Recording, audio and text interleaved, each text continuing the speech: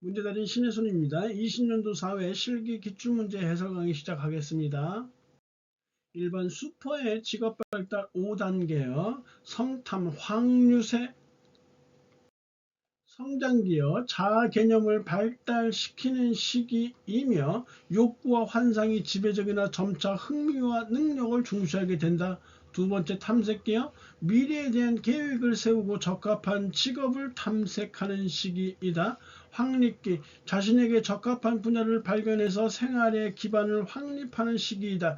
유지기 자신의 자리를 유지하려고 노력하며 안정된 삶을 살아가는 시기이다. 쇠퇴기 직업에서 은퇴한 후에 새로운 역할과 활동을 찾게 되는 시기이다. 성탐 확률세 2번 직업심리검사는 측정 내용에 따라 극대 수행 검사와 습관적 수행 검사로 분류되어진다.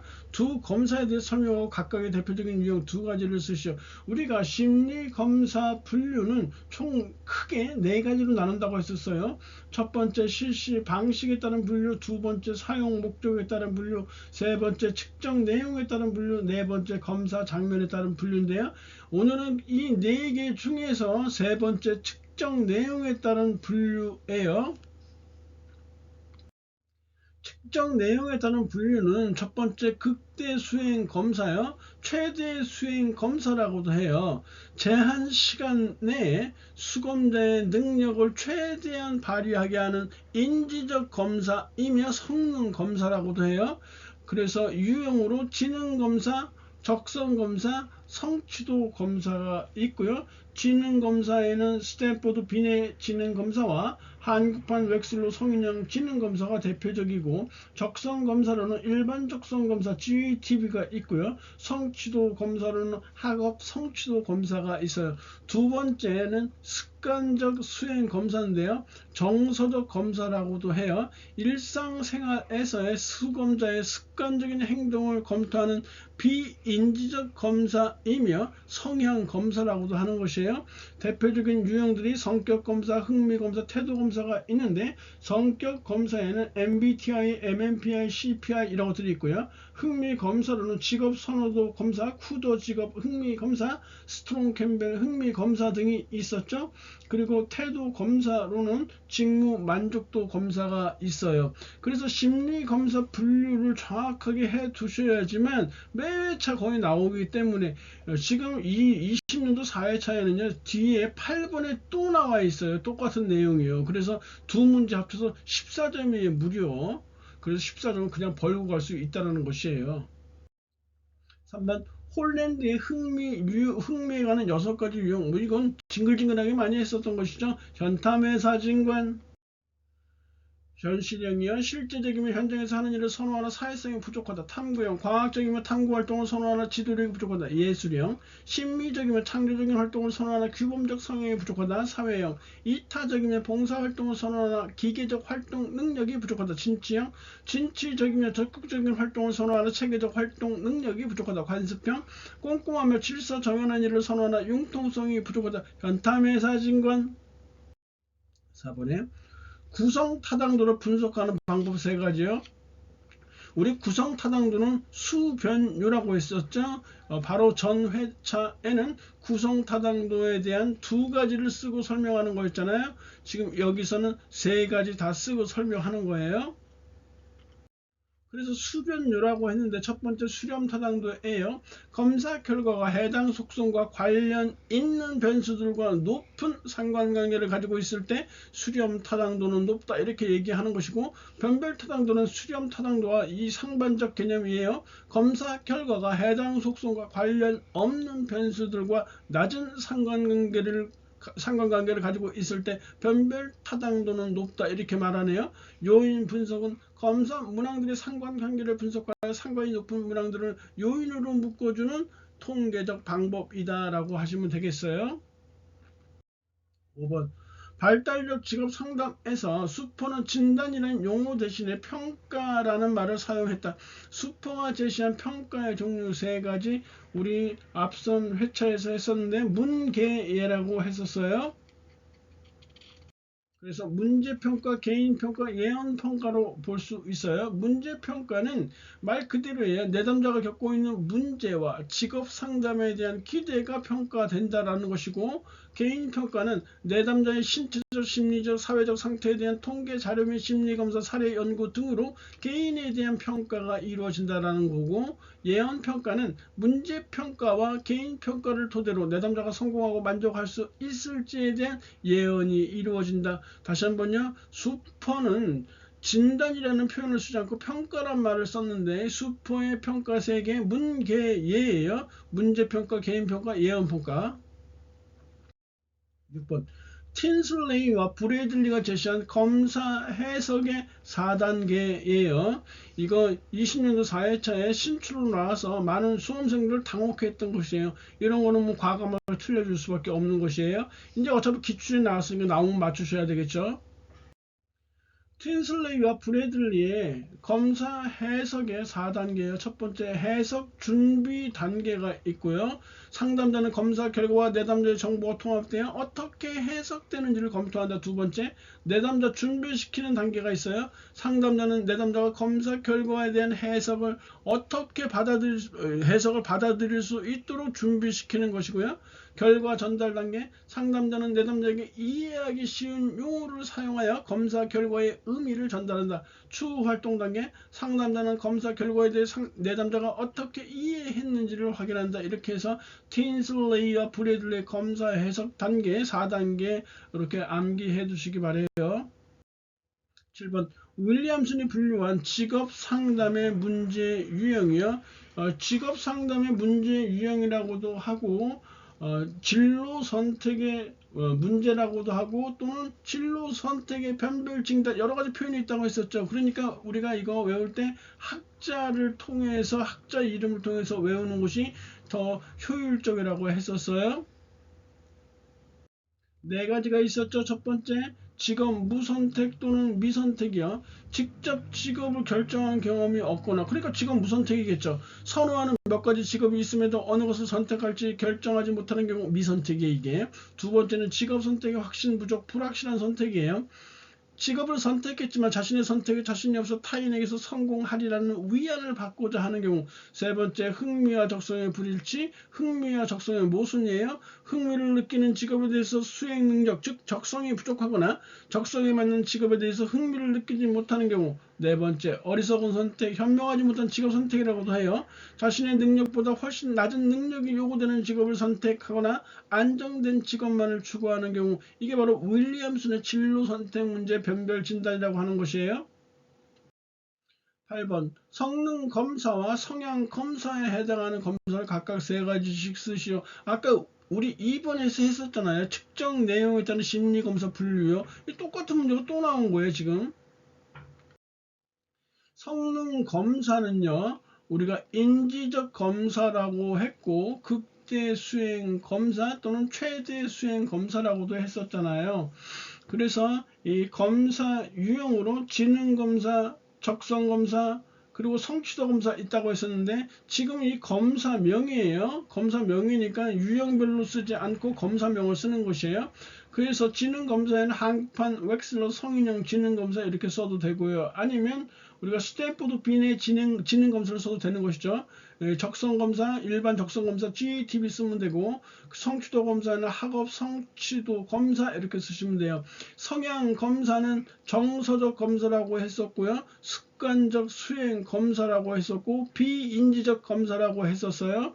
그래서 이런 성향 검사에는 성격 검사, 흥미 검사, 태도 검사가 있다고 했는데, 성격 검사 중에서 마이어스 브릭스 성격 유형 검사 MBTI 이렇게 쓰면 되고, 또 이렇게 미네소타 다면적 인성 검사 MMPI 이렇게 쓰셔도 되는 거죠. 그 외에도 캘리포니아 성격 검사 CPI를 써도 되고요. 그리고 이 흥미 검사에는 대표적인 직업 선호도 검사 BPI를 써도 되고요. 아니면 쿠도 직업 흥미 검사나 스트롱 캠벨 흥미 검사 이런 거 써도 되는 것이에요. 그리고 태도 검사에 직무 만족도 검사 등이 있다고 말한 바 있었네요. 9번. 집단 상담의 장점과 단점을 각각 3가지씩 쓰시오. 시험 문제에 이렇게 장점과 단점 각각 쓰는 거 이렇게 나오기도 하지만, 집단 상담의 장점에 대해서만 이렇게 5가지 쓰는 거, 이렇게 더 많이 나왔던 것이에요. 여하튼 이 문제는 이 회차에서는 장점과 단점을 모두 3가지씩 쓰는 거예요. 집단 상담의 장점이요. 내담자들 여러 명을 모아놓고 한꺼번에 하는 것이잖아요. 그래서 내담자들이 1대1로 할 때 오히려 상담자가 부담스러워하는 경우가 되게 많거든요. 그런데 이렇게 집단 상담을 하게 되면 내담자들이 개인 상담보다 더 쉽게 받아들이는 경향이 있고요. 그리고 시간과 경제적인 측면에서 당연히 효율적이겠죠. 이게 집단 상담의 가장 큰 장점이라고 볼 수 있어요. 사실은. 3번째, 타인과 상호 교류를 할 수 있는 능력이 개발되자. 비슷비슷한 사람들끼리 모아놓으니까 넌 그랬어, 나도 그랬어, 뭐 이런 거죠. 4번째, 타인을 통한 대리 학습의 기회가 부여된다. 이런 상황이 발생했을 때 저 사람은 저렇게 했구나, 이런 대리 학습의 기회예요. 5번째, 집단 구성원들 간의 피드백을 통해서 자기 탐색을 이렇게 도울 수 있고요. 6번째, 구체적인 실천 경험과 현실 검증의 기회를 갖는다는 것이 이렇게 집단 상담의 장점 6가지 이렇게 있는데 보통 5가지 쓰는 거 많이 나왔었어요. 단점으로는 여러 명을 이렇게 모아서 하다 보니까 개인의 문제가 심층적으로 다루어지기 어려울 수 있겠죠. 그리고 이런 비슷비슷한 어슷비슷한 이런 적합한 집단을 구성하기가 쉽지 않다는 것이에요. 비밀 유지하기 힘들고요. 그리고 개인의 특성이 발현되기 어려워요. 그리고 집단 상담에 대한 경험이 부족한 지도자는 집단의 운영을 어렵게 할 수 있다는 이 집단 상담의 단점도 아울러서 알아두시면 되겠네요. 10번. 현재 사용되고 있는 흥미 검사의 종류 5가지 많죠. 뭐 대표적으로 아까 했던 BPI 직업 선호도 검사가 대표적이고요. 쭉 보시면 직업 선호도 검사, 자기 방향 탐색, 스트롱 캠벨 흥미 검사, 쿠더 직업 흥미 검사, 경력 의사 결정 검사. 이 한국말로 써도 되고요. 이거 영어로 이렇게 쓰셔도 돼요. 불안하시면 2개 다 쓰셔도 되는데 그냥 한국말 하나만 이렇게 쓰시면 되죠. 이렇게. 11번 인지정서 상담 기법의 기본 과정과 기본 개념 그리고 상담의 목표를 쓰시오. 인지정서 상담 기법의 기본 과정은요. 인간은 합리적, 비합리적 사고가 동시에 가능한 존재이며 그래서 인간의 정서적 문제는 비합리적 사고를 함으로써 발생한다라는 거 이게 기본 가정이에요. 그리고 기본 개념은 문제 해결을 위해서 비합리적 사고를 합리적 사고로 전환하고자 ABCDEF 모형을 적용한다라는 것이고 상담의 목표는 결국은 자기 수용과 자기 존중 등을 통해서 합리적 신념으로의 변화를 모색한다. 이것이 상담의 목표예요. 인지정서 상담기법 기본과정 인간은 합리적 비합리적 사고가 동시에 가능한 존재이며 인간의 정서적 문제는 비합리적 사고에서 비롯된다. 기본 개념 문제 해결을 위해 비합리적 사고를 합리적 사고로 전환하고자 ABCDEF 모형을 적용한다. 상담의 목표 자기 수용과 자기 존중 등을 통해 합리적 신념으로의 변화를 모색한다. 12번 직업 상담사가 갖춰야 할 자질 3가지요. 기본적인 상식선에서 쓰시면 될 것 같아요. 첫 번째, 내담자에 대해서 존중하는 자세를 지녀야 한다. 가장 중요한 것이죠. 2번째, 진로 발달과 의사 결정에 관한 지식을 갖추고 있어야 되고 3번째, 직업 정보에 대해 과학적인 분석력 지니고 있어야 되고 직업 문제에 대한 전문성이 있어야 되고 5번째, 내담자가 믿고 따를 수 있는 매력이 있어야 한다. 이렇게 이 중에서 그냥 기본적으로 3가지 뽑아서 쓰면 되고요. 이 외에도 뭐 여러 가지가 많겠죠. 13번 한국직업사전의 부가 직업정보 중 육체활동의 구분 4가지를 쓰시오. 육체활동의 구분 4가지요. 균형감각 이런 거예요. 그래서 균형감각, 웅크림, 손사용, 언어력, 청각, 시각 이런 것이에요. 대표적으로 균형 감각은요. 손이나 발, 다리 등을 이용해서요. 물체 위를 걷거나 뛸 때 신체의 균형, 말 그대로 균형을 유지할 수 있느냐 이런 것이 균형 감각이다. 설명까지 쓸 필요 없고요. 그냥 여기 나와 있는 명칭들만 쓰시면 되는 거죠. 14번 직무 분석 방법을 세 가지를 쓰고 설명하셔. 이거 자주 나오는 문제예요. 두 가지 패턴의 답안이 가능하다고 했었죠. 첫 번째는 최비대라고 해서 이렇게 최초 분석법, 비교 확인법, 대입헌법 이렇게 쓰셔도 되고, 두 번째는 이 최초 분석법 7가지 중에서 3가지 쓰시면 되죠. 면관체, 설록중, 작 이렇게 해서 면접법, 관찰법, 체험법, 설문지법, 녹화법, 중요사건 기법, 그리고 작업 일지법 이렇게 7개 중에서 3개를 쓰시면 된다라는 얘기예요. 그래서 여기서는 답안 1로 구성을 했어요. 최초 분석법이라는 것은 분석 대상에 이 직무 자료가 드물거나 또는 해당 분야의 전문가가 거의 없는 경우에 사용하는 방법이다. 그래서 최초 분석법인 거예요. 두 번째는 비교 확인법이에요. 지금까지 분석된 자료를 참고하여 현재의 직무 상태를 비교 확인하는 방법이 비교 확인법이고요. 대입헌법은 교과 과정을 개발하는 데 활용되며 교육 목표나 교육 내용을 단시간 내에 추출하는 데 효과적이다. 최비대예요.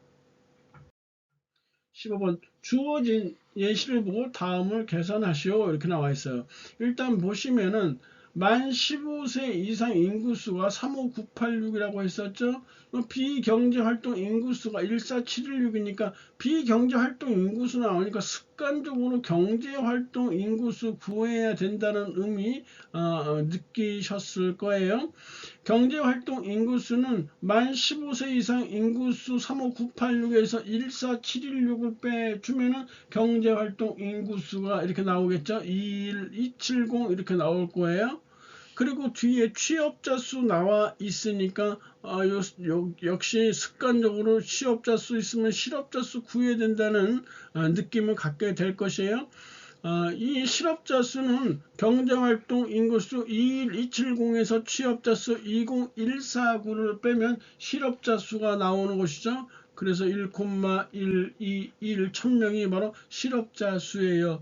이거 갖고선 나머지 1, 2, 3번 구하라고 하시면 돼요. 실업률이라는 거는 경제활동 인구수 분의 실업자 수 곱하기 100 이렇게 되니까 경제활동 인구수 21270분의 1,121 곱하기 100 하면 5.27033 5.27033 뭐 이런 식으로 퍼센테이지 나오는데 소수 셋째 자리에서 반올림 하라고 했었죠. 그러니까 우리가 어떻게 되냐면 5.27% 이렇게, 그리고 가로 이렇게 해서 소수 셋째 자리에서 반올림 이렇게 써주면 완벽한 답이에요. 단위 꼭 쓰셔야 돼요. 임금 근로자 수를 구하라고 했어요. 여기서 우리가 살펴봐야죠. 취업자 수에서 따져봐야 돼요. 우리 한번 했던 거지만 1차에서 취업자 수는요. 취업자 수는 임금 근로자와 비임금 근로자로 이렇게 구성되어 있다라는 것이에요. 임금 근로자는 상용 근로자, 임시 근로자, 이종 근로자로 구성이 되어 있고요. 비임금 근로자는 자영업주와 그리고 무급가족 종사자로 이렇게 구성이 되어 있어요. 그러니까 여기 임금 근로자 수라고 했으니까 임금 근로자 수는 상용 근로자, 임시 근로자, 일용 근로자로 구성이 되어 있잖아요. 얘네 셋을 더해주면 되는 것이에요. 그래서 임금 근로자 수 1, 2, 8, 1, 9 이렇게 하시면 되고요. 아니면 요 취업자 수에서 비임금 근로자, 자영업자와 무급가족 종사자 더해서 빼주면은 바로 이게 똑같이 나올 것이에요. 경제활동 참가율은 15세 이상 인구수 35986분의 경제활동 인구수 2270 곱하기 100 하면 59.106% 이렇게 나오는데요.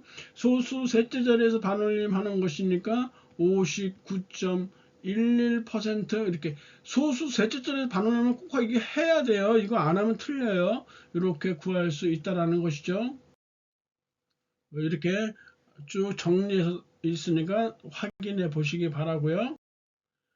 16번 한국표준직업분류 원칙 중 포괄적 업무에 대한 분류 원칙 3가지를 또 나왔네요. 예를 들어 설명하셔. 포주최생이라고 했었잖아요. 그래서 포주최생이요. 주된 직무 우선의 원칙, 수행되는 직무 내용과 분류 항목의 직무 내용을 비교하여 상관성이 가장 많은 항목에 분류한다. 예를 들어 설명하라고 했으니까요. 교육과 진료를 겸하는 의대 교수는 교육자냐 의사냐 이렇게 분류하기 어렵잖아요. 그때는 이런 교육 항목을 많이 하느냐, 이 강의나 연구를 많이 하는가, 아니면 진료나 처치를 많이 하는가에 따져서 이런 직무 내용을 파악하여 관련 항목이 많은 분야로 분류한다. 진료 처치를 많이 하면 의사로 분류하는 것이에요. 최상급 직무 수준 우선의 원칙, 수행된 직무가 상이한 수준의 훈련과 경험을 필요로 한다면 가장 높은 수준의 직무를 필요로 하는 일에 분류한다. 조리와 배달의 직무 비중이 같을 경우에는 조리의 직무 수준이 높으므로 조리사로 이렇게 분류한다라는 것이에요. 생산 업무 우선의 원칙은 재화의 생산과 공급이 같이 이루어지는 경우 생산 단계에 관련된 업무를 우선적으로 분류한다. 예를 들어서 한 사람이 빵을 생산하고 판매도 하는 경우 이 사람은 바로 제빵사로 분류한다는 것이에요. 17번 한국산업분류에서 산업결정 방법과 산업분류의 적용 원칙이요. 각각 세 가지씩 쓰시오. 이렇게 한꺼번에 이게 세 가지씩 쓰는 게 나왔네요. 가뜩이나 헷갈려 죽겠는데 이번엔 또 따로따로 나온 게 아니라 한꺼번에 이렇게 나왔어요. 그래서 이 산업결정 방법과 산업분류 적용 원칙을 죽기 살기로 외워야 된다는 거예요.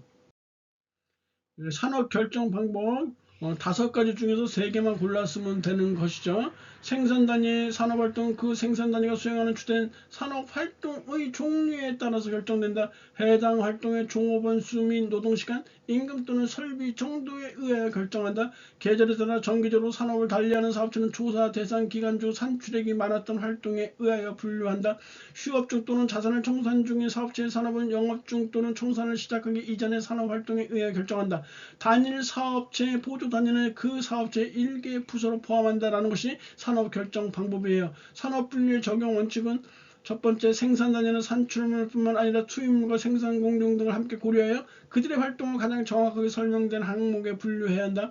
복합적인 활동 단위는 우선적으로 최상급 분류 단계를 정확히 결정하고 순차적으로 중, 소, 세세 분류 단계 항목을 결정해야 한다. 산업 활동이 결합되어 있는 경우에는 그 활동 단위의 주된 활동에 따라서 분류하여야 한다. 네 번째, 수수료 또는 계약에 의해 활동을 수행하는 단위는 동일한 산업 활동을 자기 계정과 자기 책임하에 생산하는 단위와 같은 항목에 분류하여야 한다. 공식적 생산물과 비공식적 생산물, 합법적 생산물과 불법적인 생산물을 달리 분류하지 않는다. 그래서 생종, 계유단, 생복, 산수공 이렇게 5개를 외워놓고 만약에 2개나 3개 쓴다고 하면 여기서 자기가 쓰기 편한 거, 짧은 거 위주로 해서 쓰시면 된다는 말이에요.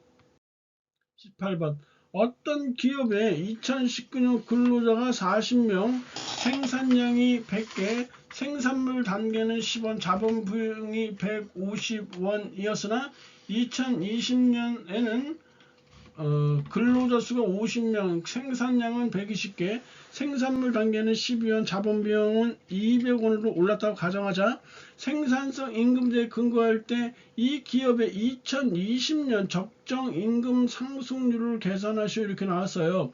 이 적정 임금 상승률, 즉 이 생산성 임금제에 여기 생산성 임금제라고 나와 있죠. 생산성 임금제에서는 적정 임금 상승률, 다른 말은 명목 임금 상승률이라고 하는데 이 적정 임금의 상승률을 부가 같이 노동 생산성 상승률과 일치시키는 방향으로 선정하는 것이에요. 부가가치 노동 생산성 상승률과 일치시키는 방향으로 이렇게 선정하는 것이기 때문에 부가가치 노동 생산성 상승률을 구하는 게 급선무란 말이에요. 부가가치 노동 생산성 상승률을 구하는 게 급선무다. 그럼 부가가치 노동 생산성은 어떻게 구하느냐? 부가가치 노동 생산성은요. 부가가치 노동 생산량은 부가가치 노동 생산성 상승률은 이전에 부가가치 노동 생산성 분의 올해 즉 당해 부가가치 노동 생산성에서 그리고 전에 부가가치 노동 생산성을 빼준 다음에 곱하기 100을 하면 이렇게 구할 수 있는 것이에요. 그렇다면 우리가 이런 전해와 당해에 부가가치 노동 생산성을 구해야 되겠죠? 부가가치 그럼 노동 생산성을 어떻게 구하느냐? 부가가치 노동 생산성은 노동 투입량 분의 생산량 그리고 생산량 곱하기 생산물 단가 이렇게 해서 부가가치 노동 생산성을 구하는 것이에요. 그렇다면 우리가 일단 19년도에 1인당 부가가치 노동 생산성을 구해봐야죠. 19년도에 노동 투입수는 40명이에요. 그래서 40명분의 생산량이 100개고 생산 단가가 10원이라고 했으니까 19년도에 1인당 부가가치 노동 생산성은 25원이었단 말이에요. 그리고 20년도에 1인당 부가가치 노동 생산성은 50명 투입했어요. 그리고 생산량 120개고 가격이 12원이에요. 그래서 계산해 보면 28.8원이 이렇게 나올 것이에요. 그래서 19년도와 20년도에 1인당 부가가치 노동 생산성을 구했으면 요 1번에다 집어넣고 구하면 된다라는 것이에요. 전해의 이전의 부가가치 노동 생산성이니까 25죠. 그래서 25분의 그리고 당해의 부가가치 노동 생산성이니까 28.8원이 되는 거죠. 20년도니까. 그리고 25원 곱하기 100 이렇게 하면 15.2%가 이렇게 나온단 말이에요. 그래서 지금 나와 있는 게 부가가치 노동 생산성 상승률이 15.2%인데 이게 바로 적정 임금 상승률과 같다라는 얘기예요. 그래서 한번 볼게요.